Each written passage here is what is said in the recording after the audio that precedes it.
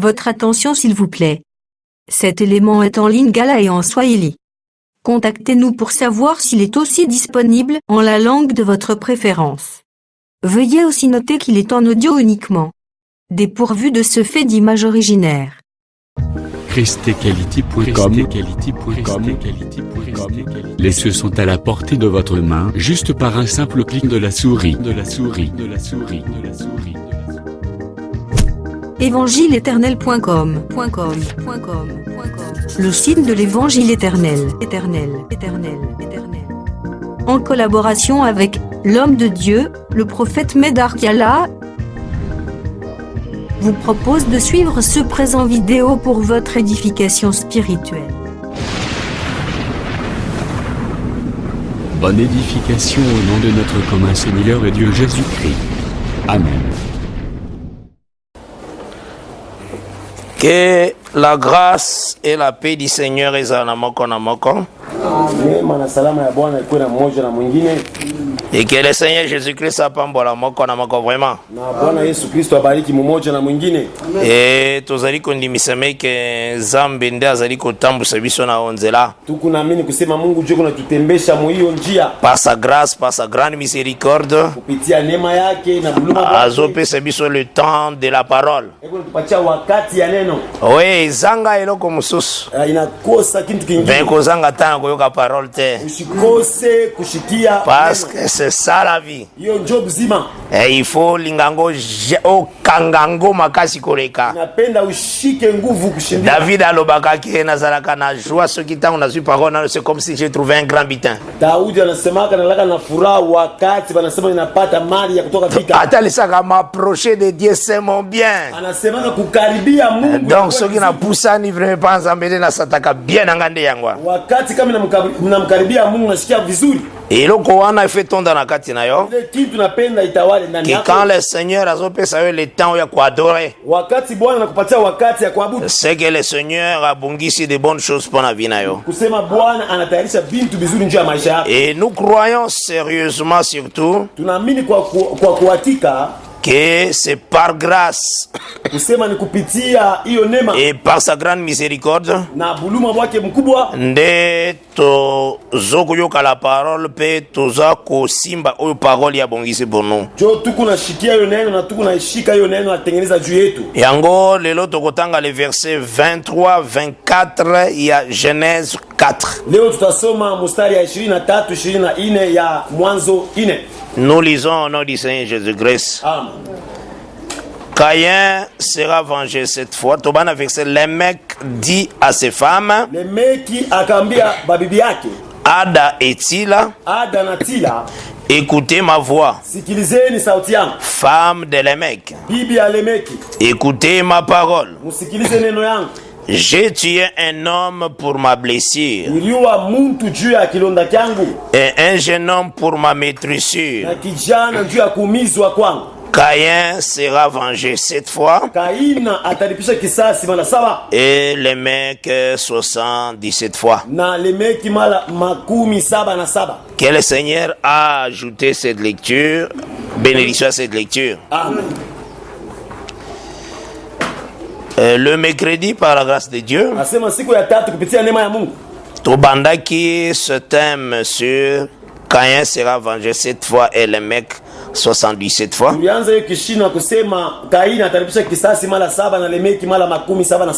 Tout cela qui lecture à partir à verset 19 à verset 26. Et total qui d'abord na Zacharie chapitre 3 verset 8.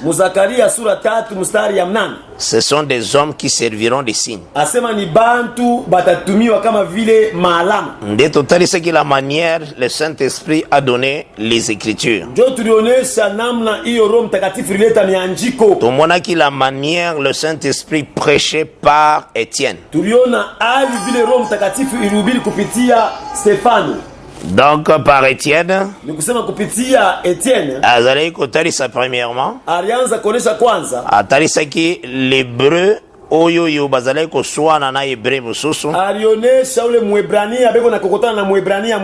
nde atalisaki biso njo alitonesha sisi qu'hébreu oyo azako persécuter l'autre asema ule Mwebrania aliteswa mwingine alobaki qui t'a établi chef et juge sur nous. Alisema nani alikuweka ukwe mkubwa na muamzi wetu. Tomonaki la lecture du Saint-Esprit. Tuliona usomi ya Roho Mtakatifu. Totalaki na verset 26. Tuliona mstari ya 26. Une seule personne. Mtu mmoja. Tokena verset 35. Tunaenda mstari ya 35. Ya Acte 7. Ya Matendo 7. Et comme c'est Moïse que vous avez dit. Ilikuya Musa ule mweye mulisema. Alors il faut comprendre que la lecture de l'esprit. Ilitusaidia kutuelewe kusema usomi ya Roho. Igozwa une personne. Inaweza kuwa mtu mmoja. Et cette personne a comme un signe. Na ule mtu anakuwa alama. Parlant de tout un peuple. Eko nazungumzia taifa yote.Ozwa ki l'exemple. Tulibeba mfano. Il y a un homme. Ya mtu mmoja. Comme signe. Kama vile alama. Il parle de Dieu. Anasema Dieu ya Mungu. Tosoulevaki Jérémie. Tulibeba Yeremia. Jérémie, le Seigneur a talisa qui est que akata chevelire abwaka. Yeremia Mungu alimwambia akate nywele atupe. La Jérémie. Pale Yeremia. Ilubili naye. Musemi wake. Ezala kotel sa la manière la maison de Juda ezokende captivité. Ilianza kuonesha vile nyumba ya Wayahudi au ya Yuda iko nenda mubutumwa. Dans la place wana Jérémie assassine de l'Éternel. Pa hiyo fazi Yeremia anakuwa alama ya wamini. Là tout ce qui on a Jérémie 7 verset 29. Pale tulibeba mu Yeremia 7 mstari ya 29. Et total qui clairement. Na tuliona waziwazi. Cette écriture là. Hiyo andiko. Et chevelira Jérémie c'est comme tout un peuple. Asema nywele ya Yeremia ilikuwa kama vile taifa yote. Tozwa qui aussi pas ya Ézéchiel. Tulibeba pia kwa Ezekiel. Totalise qui na Ézéchiel. Tulionesha mu Ezekiel. Le Seigneur a placé plus de détails sur la chevelure. Asema Mungu analeta hiyo madetail kupitia nywele. Ayebisi na Ezekiel. Anamwambia Ezekiel. Kata chevelure na nyonso na ba barbe nyonso. Kata nywele yako na ndevu yote. Donc en réalité le mouvement gazoïb c'est pas Ezekiel était tout simplement peuple d'en haut et peuple d'en bas. Donc c'est ce qu'il est tenté d'expliquer. Donc en Israël en réalité, Israël c'est les gens qui sont plus élevés na Bazali na niveau assez. Donc de la royauté jusqu'au niveau des pauvres. Et c'est ce que c'est pas Ézéchiel. Mais eloko azala ko sala wana ezaki tout un signe la manière que le Seigneur a rejeté Adam. Nde abandaki na première chose na Ézéchiel 5. Soit chevelure nyonso tia sur la balance. Nde totalisaki na Psaume 62. Verset 10. Et le dit vanité fils de l'homme. Dans une balance ils monteront tous. Mais bazala plus léger qu'un souffle. Dans ce mouvement Ézéchiel a saliang. Donc pour la côté en réalité, toute la terre, en réalité, le Seigneur a pesé dans la balance, a trouvé que les bâtonnets sont basés légers. Action nyon se ça na kati Adam. Le Seigneur a zombé mango na kati un peuple appelé Israël. A zo expliqué ba étape na kati chevelure. A zo talisa. Première étape, azui suki abwaki yango na mupepe. Parce que il faut yeba que Ézéchiel azalaki na temps ya captivité, mais Ézéchiel akendaki na temps ya Eliakine. Donc avant que Sédécias na bao batikala na Jérusalem bazala aussi déporté baki na déportation. Maintenant il faut na yo comprendre que Ézéchiel a expliqué l'étape nyonso. Jérémie a expliqué kaka lolenge le peuple ba ok captivité. Yeremia anafasiria vile taifa lina mubutumwa. Mais captivité peuple salema kaboy. Bule butumwa ifanyika hivi. Première étape. Kipindi ya kwanza. Et Salemina 2 Roi chapitre 24. Inafanyika Wafalme wa pili sura 24. Aux Juifs verset 10 à 16. Unabeba mstari ya 10 mpaka 16. Là Eliakim. Pale Eliakim. Na peuple mususu. Na taifa ingine. Oyo bazalika na Jerusalem ba memaki bango na captivité. Bale balikuwa mu Yerusalemu bale bapeleka na kati na bango na Ezekiel. Kati yabo kulikuwa Ezekiel. Wana ezaki captivité bakendaki d'abord premièrement. Ile ilikuwa ni butumwa bule barenda mara ya kwanza. Na ba Daniel. Na ba Daniel. Alors étape wana. Asema kipindi. Ezekiel l'a expliqué na position ya chevelure na ye. Ezekiel anaanza kufasiria muali ya nywele yake. Azui première étape. Anabeba kipindi ya chevelure. Ya nywele. Azui abwaki yango dans le vent. Anaitupa mumpepo. Uzomona. Ensuite. Kisha. Et sengelaki mena siège à Jérusalem et seulement na 2 Rois 25. Ilipendezwa sasa kushambuliwa kwa wa Yerusalemu kufanishike wafalme wa pili. Oyo ba Babylonie banturaki mena Jérusalem. Ile kule bantu ya Babiloni balikuwa kuzunguka Yerusalemu. Banturango à peu près 2 ans. Asema banaizunguka kadiri ya miaka 2. Donc tangu deuxième année zokende kosila. Wakati mwaka ya pili naisha. En réalité nzalelekaki makasi na ville. Kweli njala ilipita mumuji. Esalemaki ke ilifanyika kusema bato bazalaki aussi na kata ville. Wale bantu walikuwa mumuji. Batoboli bamir. Bazokima. Banatobola mabibumbasi. Mouvement wana Ezekiel alobelaki yango na deuxième étape. Asema ile kutingizika ya chevelure na ye. Asema mkipindi ya pili ya nywele. Alobi chevelure mususu. Anasema nywele ingine. Okozwa. Obwaki yango dans le vent. Unetupa mpepo. Olandisi épée. Na simana yango. Après cette étape. Kisha kipindi. Tango zoke toujours na 2 Rois 25. Wakati una mwafalme wa pili. À partir de verset 9. Kwanza mstari ya 9. Osomona vraiment que Nebuchadnezzar. Unaona Nebuchadnezzar. Na chef de l'armée. Asema mkubwa bakoti Jérusalem. Banengia Yerusalemu. Ba brûler la maison. Asema banachoma nyumba. Wana aussi troisième étape na ye. Asema pale kipindi. Il faut sa chevelure a jeté aussi au feu. Inabidi abebe nywele aitupe moto. Est-ce que ça na malam? Amen. Toutes ces étapes lolenge la situation sengeli Salem. Asema hii vipindi vyote kile mambo ipindika ifanyike. Ezekiel l'a expliqué. Ezekiel alifasiria. Na mouvement na ye nyonso. Mukutingizika kwake kote. Yago moni. Jonona. Abalobi et toi fils de l'homme. Asema wewe mwana wa mtu. Prends un instrument de tranchant. Beba kiombo kia kukata. Et un rasoir de barbier. Na hiyo bwembe ya ndefu. Prends-le. Nazana Ezekiel 5. Uibebe nuko Ezekiel 5. Awa nazana verset 1. Hapa ni mstari ya kwanza. Et passe-le sur ta tête. Na uipitishe mkichwa yako. Et sur ta barbe. Na kundevu yako. Prends donc sur ta tête, sur ta barbe, et tel sakaba peuple élevé. Nakata peuple. Il y a des gens qui sont élevés. Et ça na batum soupe basa niveau assez. Asema kukichwa na kundevu inaonyesha bantu wale kunyanyuliwa na wale bantu wa kipimo ya chini. Donc bango nyonso ba okiri captivité. Wale bote batenda mbutumu. Prends ensuite une balance apaisée. Kisha beba kipimo upime. Et partage les cheveux. Na kabula nywele. Brûle-en un tiers dans le feu. Asema choma kipande au milieu de la ville. Mukati ya mji. Lorsque les jours du siège seront accomplis. Wakati siku ya kutawaliwa itafika. Prends-en un tiers. Beba kipande. Et frappe-le avec les rasoirs. Na uipike na bwembe. Tout autour de la ville. Pembeni ya mji. Disperse-en un tiers au vent. Uizambarishe kupepo kipande. Et je tirerai l'épée derrière eux. Na mitatuma kipanga mkongo. Tu en prendras une petite quantité. Utabeba kiloko. Que tu serreras dans tes bords. Ile utafunga muvazi. Dans ton vêtement. Muvazi yako. Donc, et de cela, tu en prendras encore quelques-uns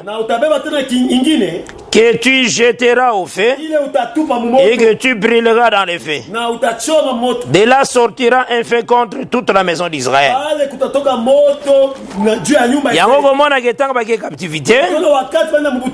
L'écriture est au Sabiso. Que il y a eu ba oyo yope batikalaki dans le territoire ba oyo bakendaki captivité te et que batikalaki na kata territoire eza na Jérémie chapitre 52 verset 16. J'ai lu au nom de Jésus-Christ. Amen. Cependant Nebuzaradan, chef de garde, laissa comme vigneron et comme laboureurs quelques-uns des plus pauvres du pays. Ozomona ba vigneron oyo bango nde baza elembo ya suki oyo abombaki na kati elamba. Eza significatif. Tous ces mouvements s'animent à Jérusalem là. Ils ont entendu pas à Adam. C'est ce qu'il faut simba. Il faut comprendre que la terre entière, le Seigneur a jeté qui bango na kati ya jugement. Donc, bakota ki na jugement, c'est lui qui pêche, donc on a péché. Azali na kati ya mort. Et puis asalaki ke azwa ba tête moko atambola na bango neti Babel. Bato nyonso atambolaki na bango wana ti ba Abraham, bango nyonso bazosala comme chevelure oyo abombaki na elamba. Yango ko remarquer que parmi toutes les nations, Israël n'a comme la nation de Dieu. Donc Israël doit apparaître comme chevelure oyo nzambe abombi na elamba pantite. Yango moni Israël était la maison de Dieu. Na Bible la maison est sa maison. Soki eza na mai. Oh, mai eza de la parole. La Bible est déclarée dans Psaume 147 au verset 19 à 20. Le Seigneur a révélé sa parole à Israël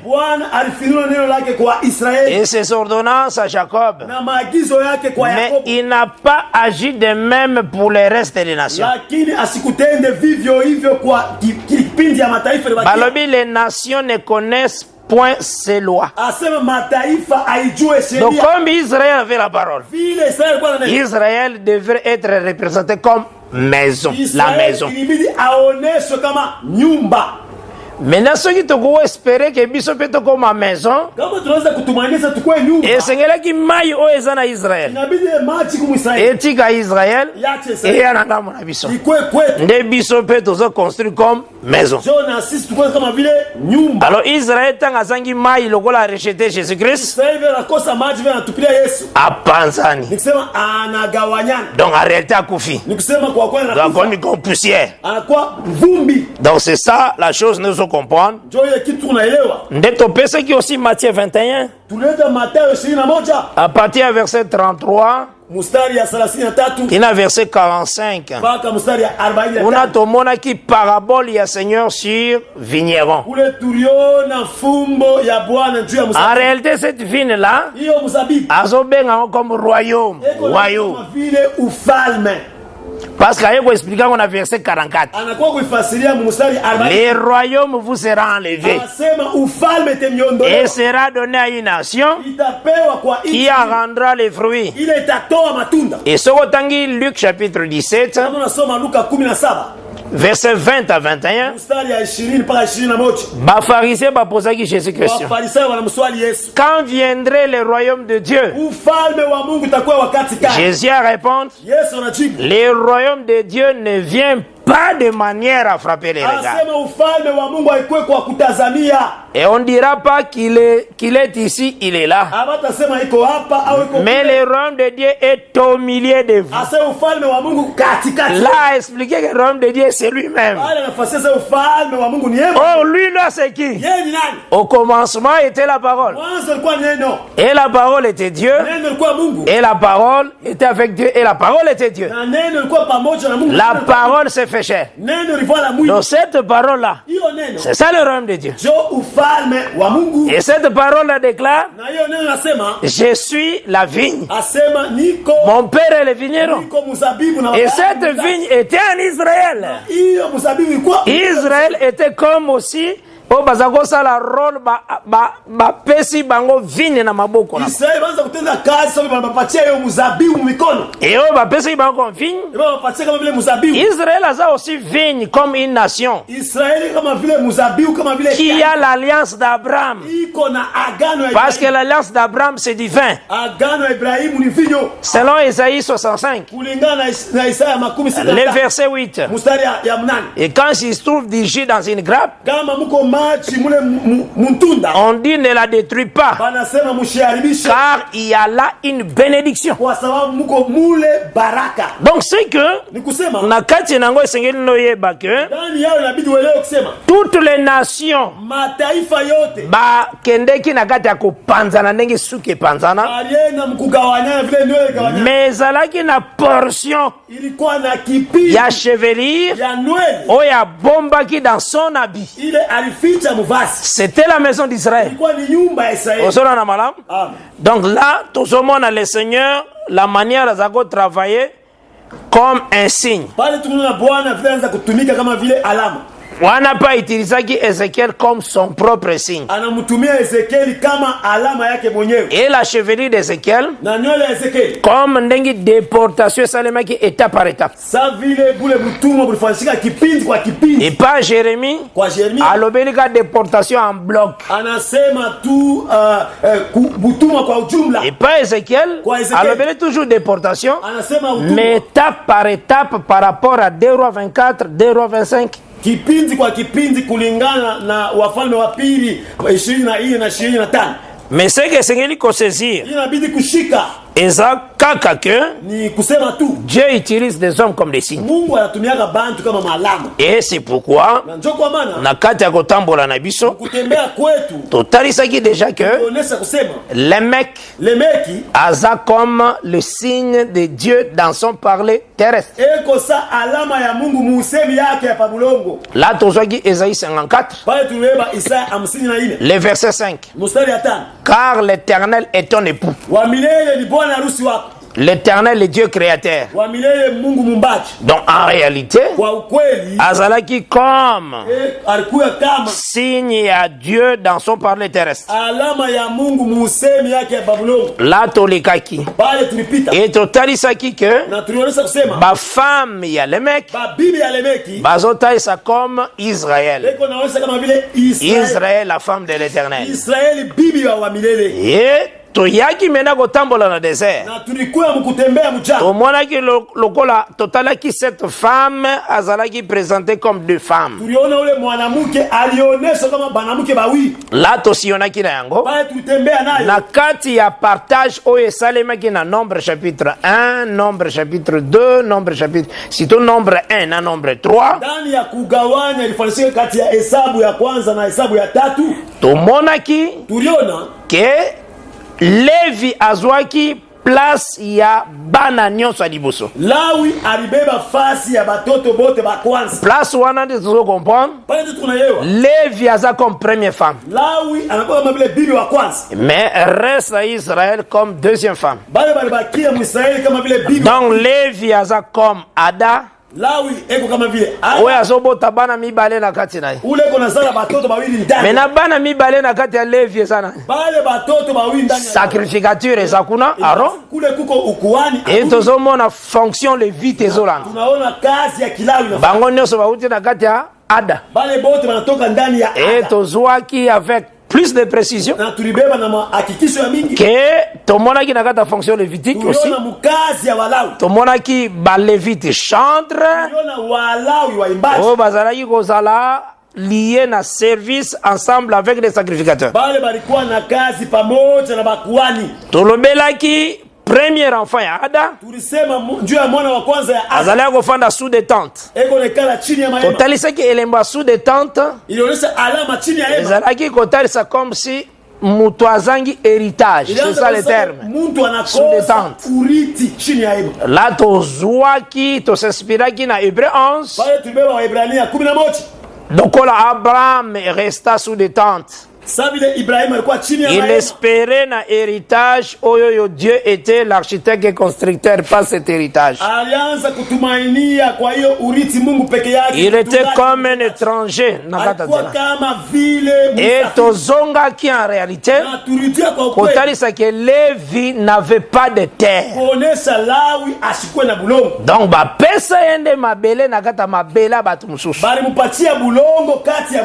c'est ça le parler à sous-détente. Et près des troupeaux, là, Tomoni, Lolenge, ils étaient des pasteurs du peuple. Donc, Bangonde Bazaki, berger à peuple. Alors, Tokendeki aussi un deuxième enfant. Ouais, ça là qui comme chantre. Les pères ya batunyo so bazo beta ba instrument. Ba doctrine mususu babimisa bango. Ba musicien à mabele tout ça. Mafundisho wengine na batu sasa ba dunia ba tombozi. Bazo bate mouvement ni za matambola on a Bible. Abajue kutingizika kanile Mungu atembea na Biblia. Là tu expliquer clairement dans livre tutambola qui par la grâce de Dieu dans 1 Chronique 15. Pale tulifasiria pole pole kupitia neema ya Mungu tulionyesha kupitia mambo ya siku. Tumeona aussi 1 Chronique 25. Tuliona mambo ya siku. Et ce sont des écritures totales ça qui la maison de Lévi étant aussi les chantres. Ni maandiko tulionyesha sema nyumba ya Walawi kama vile waimbaji. Total, ça qui est la deuxième femme. La deuxième femme. La deuxième femme surtout. Sila.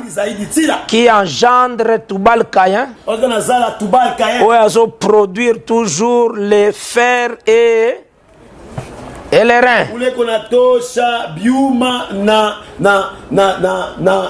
Cette nature-là est un peu dureté du cœur. Parce que la Bible le toujours. Quand Israël a avec Moïse, l'écriture est c'est qu'il sa peuple comme rebelle. Là, dans Nombre chapitre 20. Alors, le rebelle, est-ce de ces pierres petits sortis de l'eau? Et, ma place, Moussa Zotali, c'est que peuple au courred. Ah, donc, tout soit qui aussi Jérémie 6. Le Seigneur a le verset 27. Alors, Jérémie, j'étais établi comme une tour. Afin que autant là ce peuple n'en bien. Ceux qui basent représenter ni. Dès le Seigneur, en réalité, quand tu regardes ce peuple, basé comme des reins du fer. Donc, c'est ce que tu produis, c'est ce que tu es. Donc c'est que bazo manifesté de yangonde baza.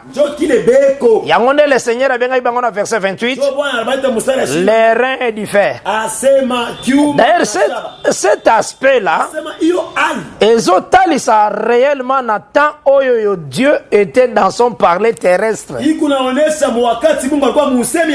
Israël n'avait pas la foi. Israël manifestait l'incrédulité. Je pense que toujours en a malade. Alors, Toyaki na likambwa, écoutez ma voix. Femme de Lémec. Là, total, c'est qui clairement que quand le Seigneur a bimi na peuple en Égypte,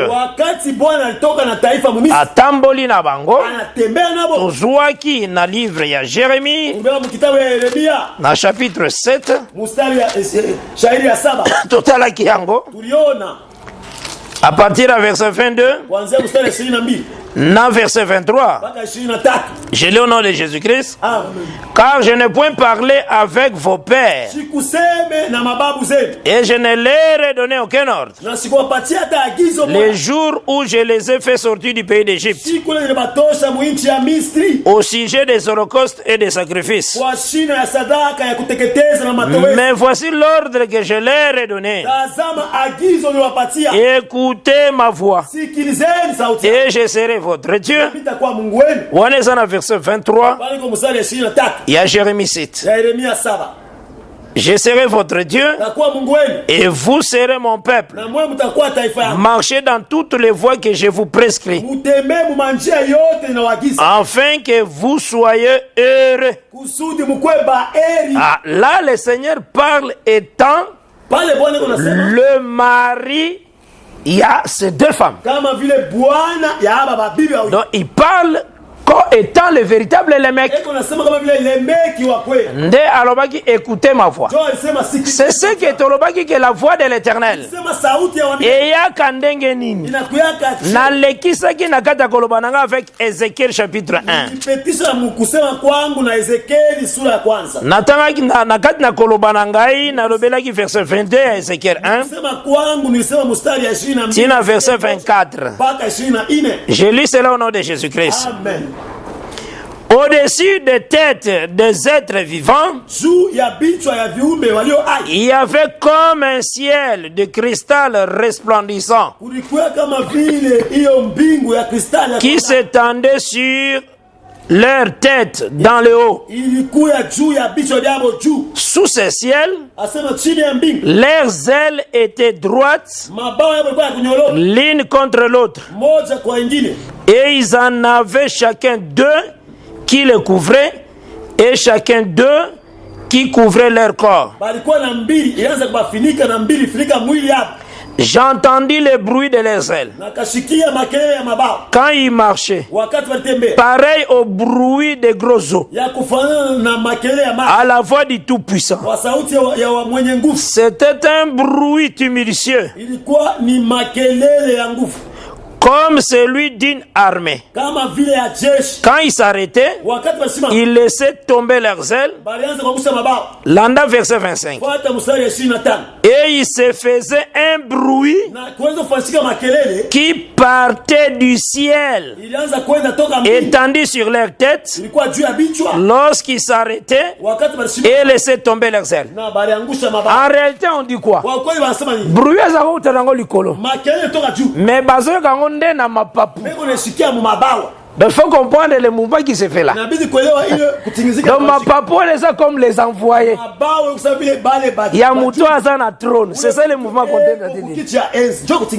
Parce que les ailes en réalité, il y a qu'avec la guérison. Et ce qu'on y a aussi chapitre 6, on peut remarquer aussi que les 2 jours, ils ont sa bango guérison. Ah, je pense que nous sommes sur le Bélango.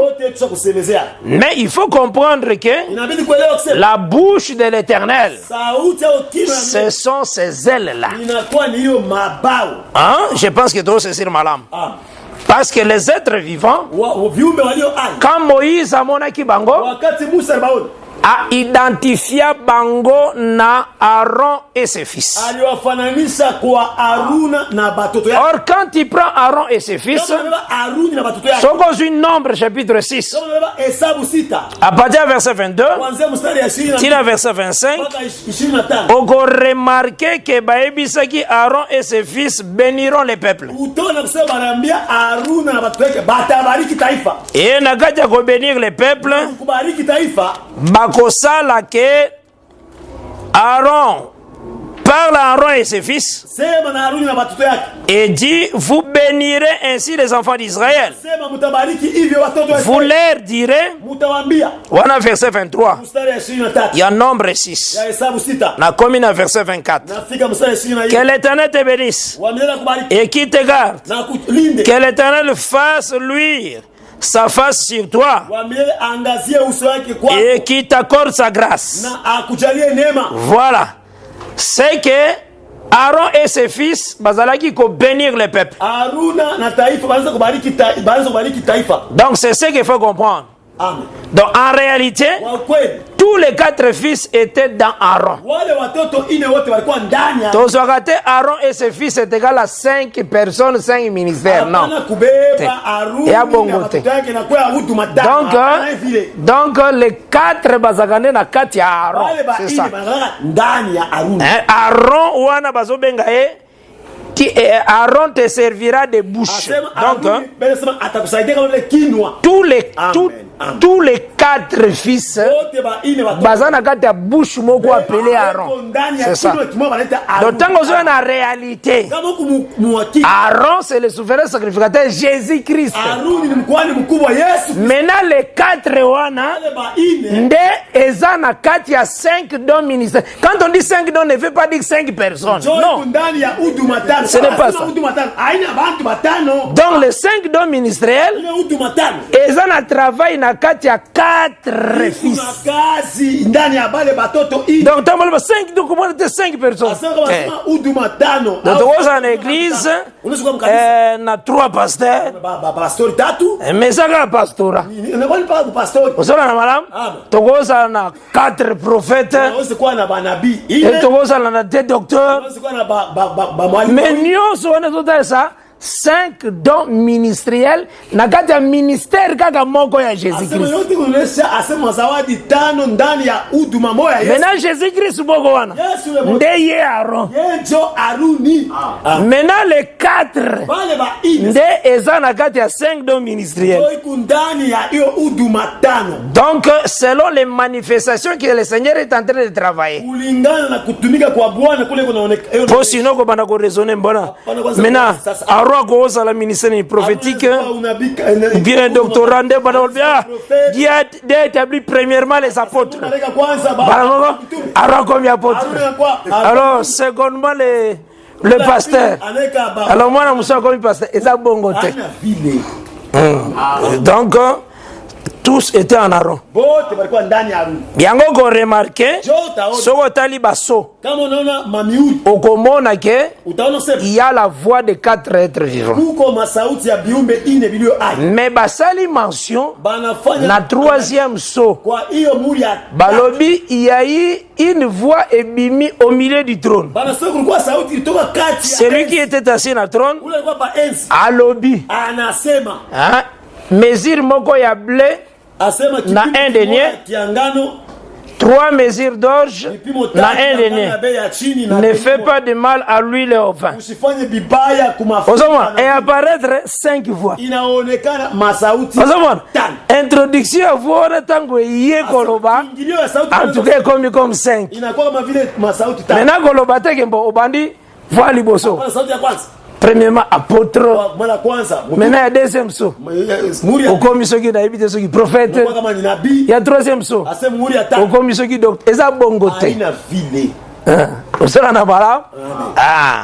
Donc, c'est lui qui était sur le trône à l'Obakiwan. Soko Kei na Apocalypse 5. Au Gomona, même l'Apocalypse 4. Au Gomona, il y a eu 4 êtres vivants au milieu du trône. Au Somona, à son trône, il y a 4 êtres vivants. Quelqu'un qui était assis ici, il a parlé. C'est lui qui a parlé. C'est Aaron. Il a 4. On a madame. Il est péganda comme manifester 4 on a beaucoup moins de bande. On a le mouvement qui est là. C'est très important. Pour na mona batu ba sala calcul. Yo ka partage à bat. Frère nangai. David azalaki na 5 pierres na Chibesia. Maintenant libango ekende ki wana ki na ko tuta Goliath. Et un ministère ni. Pas ça la débat sans vie. Il faut que libanga wana ezo incarner mabanga nyo setikali. C'est ça le mouvement d'Aaron et ses fils.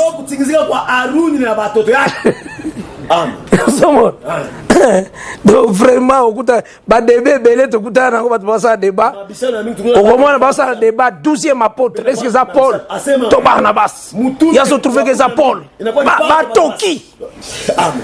toki vraiment débat ya olinga ba so que ça Paul so ki Barnabas ba so démontrer pe bon ezalaka insuffisance à connaissance parce que le Seigneur ne voit pas le nom des apôtres, il voit l'enseignement. Osomona tango balobi na police 21 que le fondement ya mira ya ville ezalaki na 12 ndo ya bapôtre ezateke ezalaki na komba Pierre Jean Tade sikozo bunda no luka 12e na kotia nani bamusomona mutu msalinga nazonga ko prouver que 12e ezaka Paul donc azotokaneka pamba kaboye pona koyeba ke mutazuka sake bapôtre basuke la 12. Dieu a continué à appeler les gens. Il a parlé de ce terme 12 pour le tout simplement du fondement. Mais il a continué à appeler les autres apôtres, les autres prophètes, les autres docteurs. Dans le ministère, les gens continuent. Amen. Donc on a écouté ma discussion. Donc tu vraiment sa discussion. Dans toutes ces choses, et ça pour nous la lecture à bien la parole. Dans un problème au Barnabas au Paul, un problème de enseignement. C'est ce qui est très important. Donc, parce que sur ce roc, je bâtirai mon église. Les 12 deviennent les rocs, Jésus-Christ. Donc, l'enseignement. Il y a un enseignement de comprendre. Alors, écoutez ma voix. Femme de l'émec. En réalité. La voix wanezobima wapi? Cette voix en réalité ezobima à travers les ailes. Dans les ailes comme la bouche. Dans ce part de prophète, de la voix ezobima. Et cette voix ezobima dans cela ba prophète, le Seigneur lui a comprendre que banani bazoyoka ba voix. C'est Israël. Ils ont la sacrificateur, ils ont le reste du peuple. Bazo présenter deux femmes. Donc bazoyoka cette voix là, il y a les mecs. Donc voix on a les mecs. Et ça, toutes les écritures qu'on a ici. Dans ces écrits, qu'est-ce que sacrificateur n'a reste à peuple nyonso bazoyo. Bazomona lolenge nzamba bazolobela d'une manière ou d'une autre na mort ya premier homme que les mecs à tuer. Donc,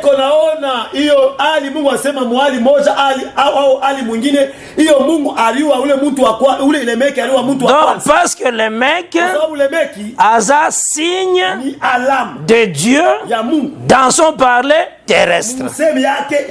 Dans son parler terrestre, il a travaillé avec le premier Adam et aussi il a tué Adam pour atosa qui commandement te.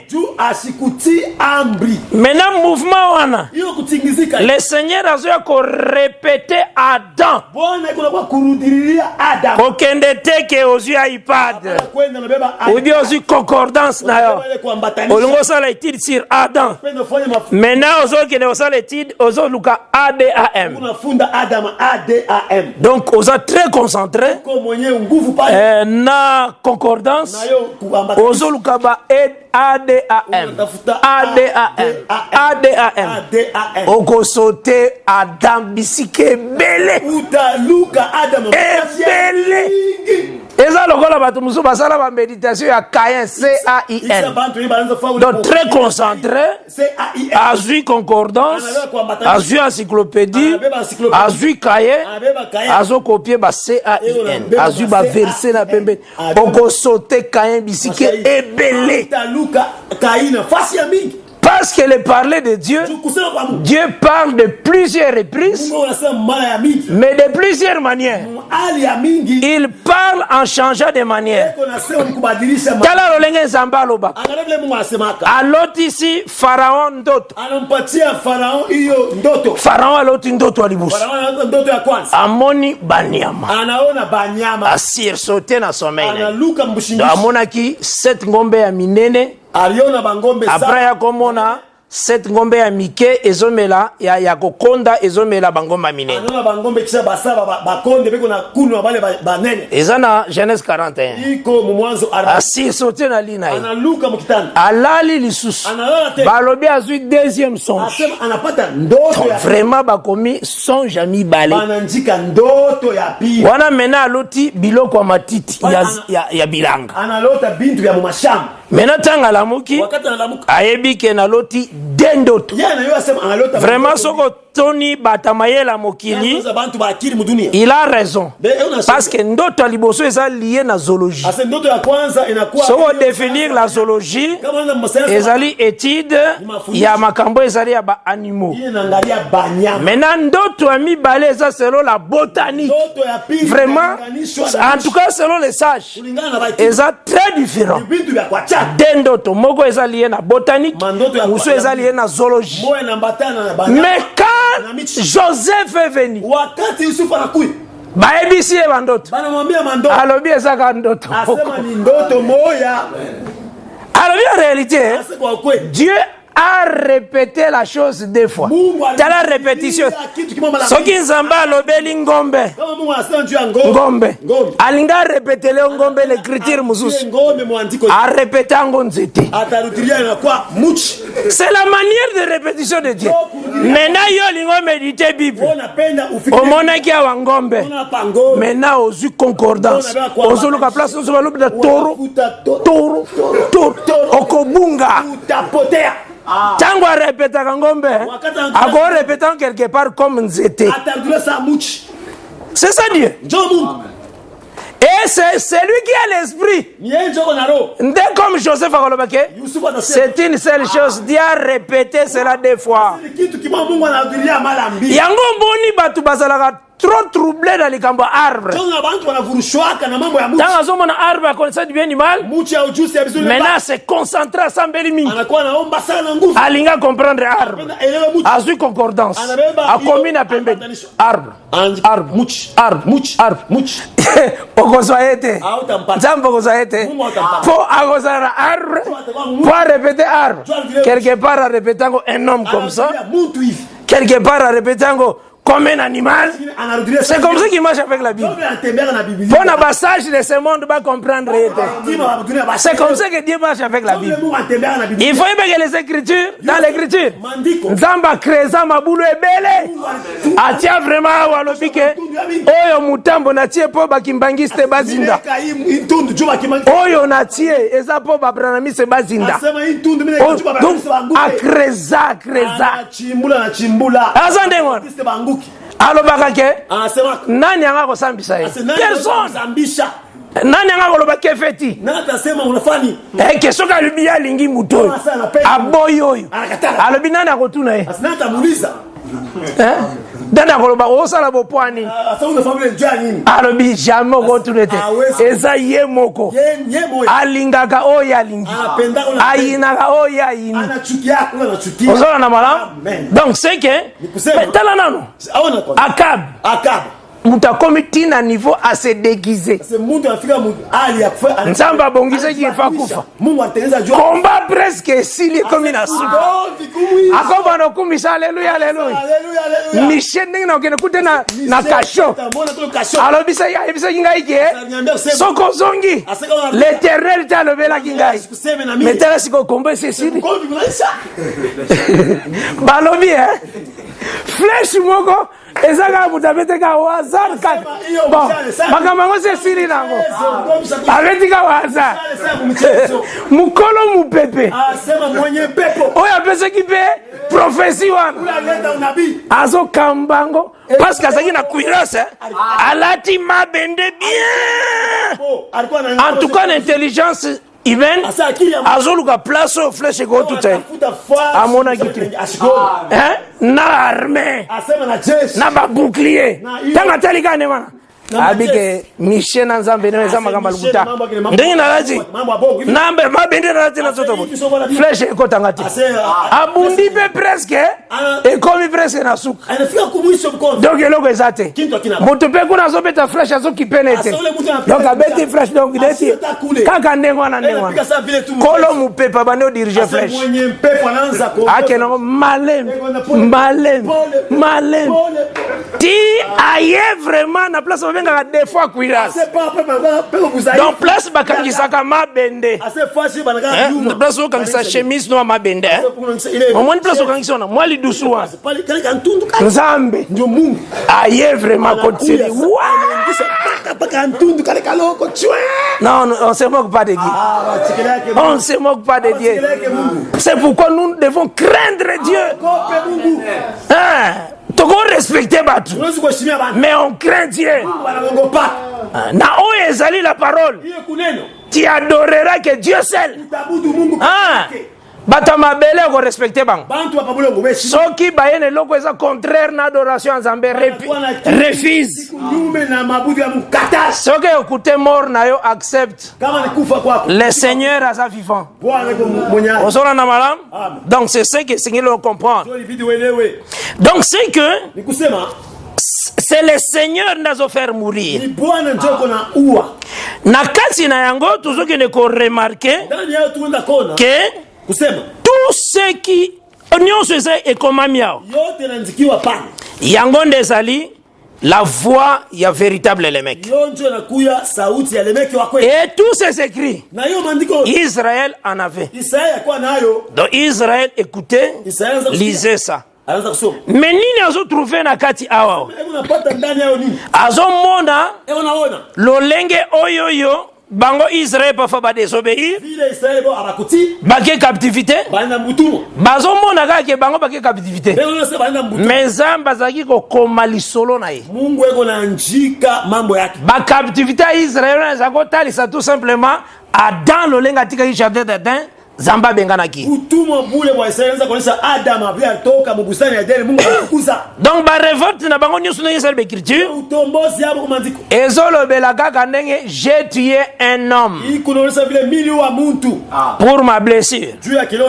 Osola na malam. Amen. Et nyusu ekoma mao. Balo belaka aussi lolenge ba peuple. Ndenge bazaki na captivité. Ndenge sengeli bazonga. Et que Nzambe apesa bango pardon. Étape wana. C'est qu'il y a un sacrifice aussi qui doit être tué. Oyo son sang et sengeli pesa batu pardon pour bazonga. Je pense que tout le monde comprend madame. Donc c'est ça le deuxième homme là qu'on dit. C'est la mort de Christ. Ndeto lobaki la prédication à Christ. Yango ndeto zoteya. Parce que na kati ya koloba na talisaki ke mabe na biso nyonso à cause de mabe na biso Christ a été frappé à la croix. Donc yango ndeto talisaki le deuxième homme oyo esengelaki akufa oyo esengelaki nani aboma le mec. Donc yango Esaïe 53 lobi le châtiment qui donne la paix est tombé sur lui. Yemoko tangwaye. Alobi que vous lisez ces écrits. Ozo sonde yango. Vous pensez avoir en la vie. Azolo bango na Jean 5. Na verset 39 à 40. Malobi c'est bien tel qui parle de moi. Moi là c'est qui? C'est le deuxième homme qui doit mourir pour agwa sauver l'autre. Yango soko landi bo mate ya batebele. Frère nangai. Malamu libaleke mutu moko. Omoni mibaleke mutu moko. Soki moko kwa musoko tombola moninga. Eloba na Bible. Soko tunie mote la kisanga verset le bande wana.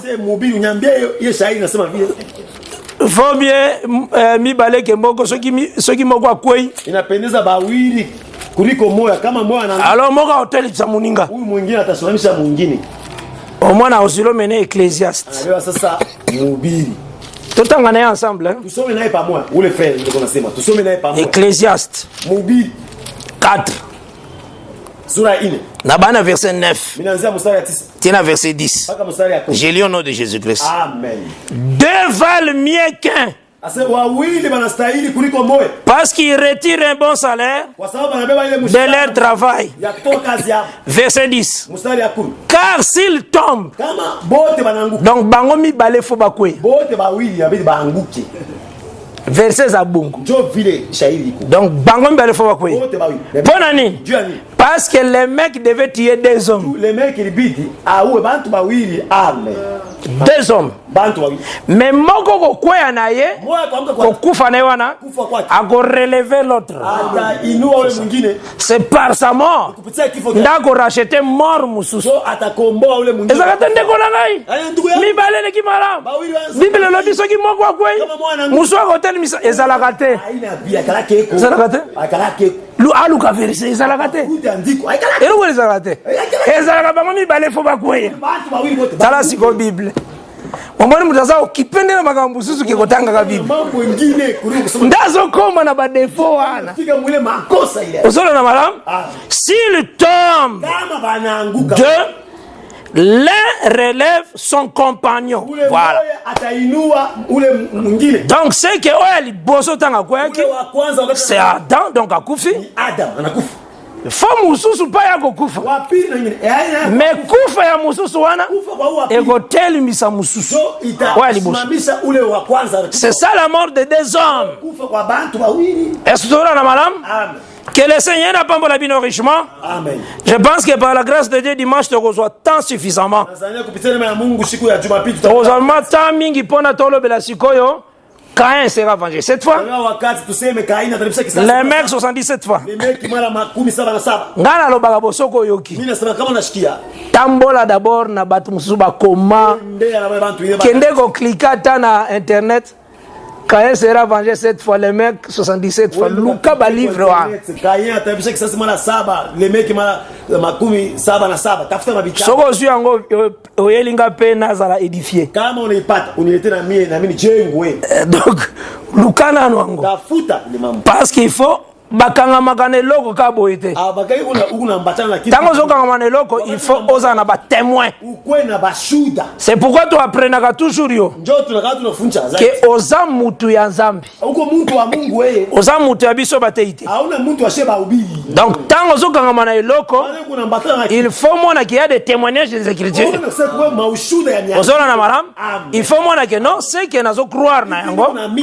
Vraiment la parole eza ko confirmer. Kozana mateya te oyo Esaïa zo kana ngazo bambango mabanga. Ou bien Jérémie zo yokana nango te. Wana yebaka ke okozanga pays à promesse. Donc il faut aller en paix avec tous ces prophètes là. Et les apôtres. Que le Seigneur Jésus-Christ s'apambola richement. Et je crois que par la grâce de Dieu, le dimanche, Togozoa tant vraiment ya kolobelango à fond sur ces deux vengeances-là. Caïn sera vengé cette fois et les mecs 77 fois. Nakutana na bande konanga vraiment. Amoni Caïn sera vengé cette fois, les mecs 77 fois. Aye mena na Matthieu. Tangu Pierre azoloba. Seigneur nakolimbisa mutu combien de fois? Et c'est 7 fois. Le Seigneur a ibisaki wana 70 fois 7 fois. Asema mala makumi. Mais là solo omone loko. Nde yango nde loko le mec. Asa ile yo jo ya le mec. Ata na boy ata boy. Kuna balobi vengeance. Kule banse kisasi. Awa yo yelinga pardon. Oso mona te kisaka différent. Ni bitu ile apachana. Lukande vengeance. Parce que quand il dit sera, c'est prophétique. C'est futur. Donc c'est que Luka et le Congo longwa na Genèse 4. Banda maintenant koluka yango, c'est ça. C'est qu'on te dit. Sera. Donc ekoyaka dans la suite des temps. Vengeance wana. Mais les mecs asukeli na Genèse 4. Les mecs anesialuake pale Kaya asukeli na Genèse 4. Yango mondi bato bakina koluka ba CIN ba souffraka. Parce qu'il faut que na sera. Oluka Kaya oyo ba ko venger. Maintenant soko koluka na CIN. Ogoluka Caïn. Ogomona te place ba ko venger. Osomona. Après tant que la Bible les années timbela minu mibale. On a goûté na baka bakru de prière. Soki si kotoyo soki si. Donc ça ka comprendre te. Da bandi li solo wa. Na l'église nyoso ne makambo na kaka nezali. Donc bazo faire souffrir bana nzambe. Azala réponse te mbela minu mibale. Et gobeta boye. Donc azata le côté. Et puis quand quelqu'un zo kosa na kati na ye ayebi katuka anga vraiment na kosi mundili yo bayebaka ata babimisa ngo boyete mais tant que bakabwani na mundimi abike oyo vraiment ndena lobi oyo ya nango yango te mais na lobi ka courage ka po déjà na yebani kera pasteur bayebi lo kwa osomora bayebi mais nini kanga bango l'orgueil l'humilité ezate po baya ko apprendre parce que Dieu résiste aux orgueilleux, il fait grâce aux humbles. Que le Seigneur Jésus-Christ apambola bino richement. Abomba bino vraiment na sena ngolu na ye. Amen.